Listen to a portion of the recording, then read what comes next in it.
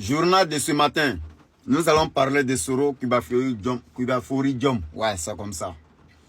Voilà, tous ceux qui m'ont posé la question sur l'arrivée de Soro Diom en Côte d'Ivoire, est-ce que c'est vrai? Est-ce que c'est faux? Soro Diom lui-même, sa partie même s'appelle GPS, quelqu'un qu'on ne peut jamais localiser. Depuis qu'on peut localiser un GPS. Mais de toute façon, si Soro Diom est rentré en Côte d'Ivoire ou il n'est pas rentré en Côte d'Ivoire, ce n'est pas notre préoccupation en fait. Ça ne nous intéresse pas. Soro Diom peut rentrer en Côte d'Ivoire comme il peut ne pas rentrer en Côte d'Ivoire. C'est normal. Entre Burkina et la Côte d'Ivoire, il n'est pas obligé de passer par l'aéroport pour rentrer en Côte d'Ivoire. Il peut rentrer même par la voie terrestre, comme par les voitures personnelles. C'est tout à fait normal. Donc si on me dit aujourd'hui que Soro Diom en Côte d'Ivoire, est-ce que moi ça va m'étonner? Mais ce que les gens oublient, en Côte d'Ivoire, déjà, quelqu'un qui est président d'une partie politique, tant que tu n'es pas israélien, toi-même tu ne peux pas t'afficher légalement, c'est-à-dire fièrement que tu es chez toi. Sache que c'est hors sujet. C'est-à-dire, toi, ton programme, même dans l'élection, c'est... On n'en parle même pas. Ce n'est même pas un débat qu'on doit discuter. Si Soro Diom était légitime à être candidat aux élections présidentielles de la Côte d'Ivoire, il allait rentrer par la voie légale et s'afficher et montrer sa présence à qui sera candidat. Venir participer dans les manifestations aussi. Organiser des meetings avec ses partisans. Mais quelqu'un même qui est déjà rentré en Côte d'Ivoire par la voie illégale, c'est dans quel meeting il peut se présenter?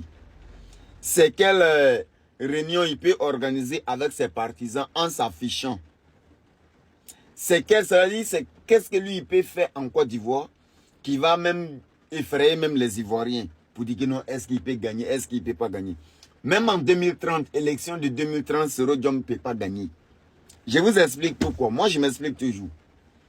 De un, Soro Diom, c'est quelqu'un, il était d'abord avec les rebelles de la Côte d'Ivoire, ceux qui ont commencé la rébellion en Côte d'Ivoire dans les années 2000 là-bas, avec les IB, les quoi.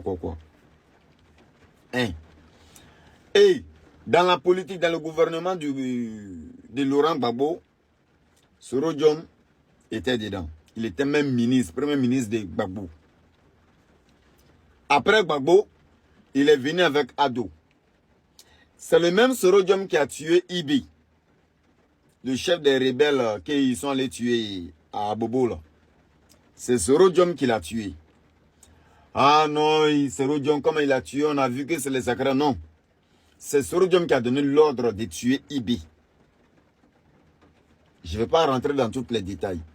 D'abord, de un, il a trahi Ibi, il a tué Ibi. Donc, les Koyaga, tous les partisans de IB ne peuvent jamais aimer Soro Diom dans leur vie. Ça, c'est impossible. De deux, c'est lui qui a trahi Laurent Gbagbo. Parce qu'il a travaillé avec Laurent Gbagbo et il a affaibli Laurent Gbagbo pendant le mandat de Laurent Gbagbo.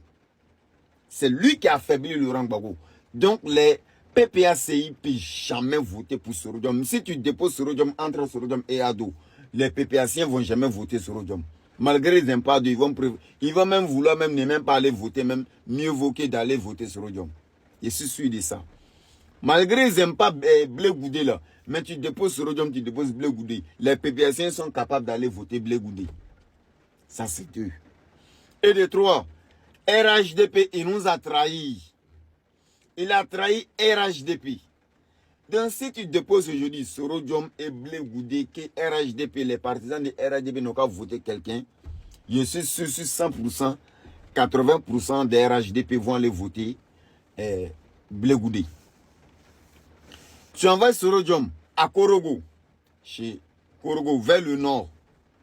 Malgré les Sénoufos, moi-même je suis Sénoufo, tu vas déposer Soro Diom, qu'on n'a qu'à voter pour lui. Je suis sûr et certain, les nordistes vont voter quelqu'un d'autre qui n'a rien à voir avec Soro Diom. Donc si tous ces plans-là, Soro Diom, il est grillé de devant, il est déjà grillé de derrière au fait. Soro Diom n'a aucune chance avec qui que ce soit dans cette histoire d'élection pour venir au pouvoir un jour. Sauf s'il fait un coup d'État. Et un coup d'État, c'est se soutien avec des militaires ou avec des mercenaires. Moi, je ne vois aucun mercenaire qui est capable même de donner sa vie pour Soro Diom. Parce que c'est quelqu'un, il a toujours trahi dans sa vie, au fait.